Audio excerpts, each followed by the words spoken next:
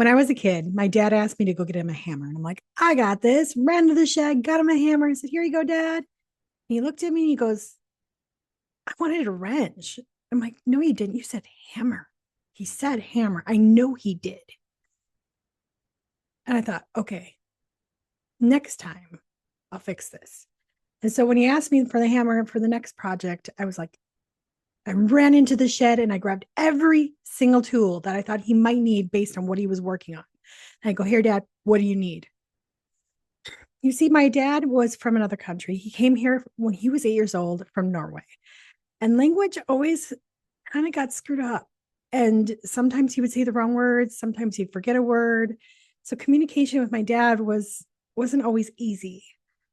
And as an 8-year-old myself, I was like, how do I fix this problem? Because when you get it wrong, you're kind of in trouble and it's your fault, right? And I was like, no, but how can I improve this? That's when I started to anticipate his needs, look at the project, pay attention to what he's doing, and go, he doesn't really need a hammer. I'll bring him one, but I'll bring him these other tools as well.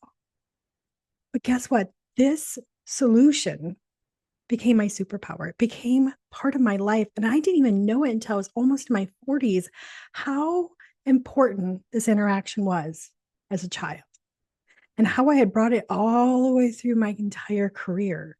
As a marketer, people would say, I have this great idea. I want to make this happen. And I'd be like, ooh, how do we make that happen? How do we showcase what they're doing? How do we get from there to idea to development?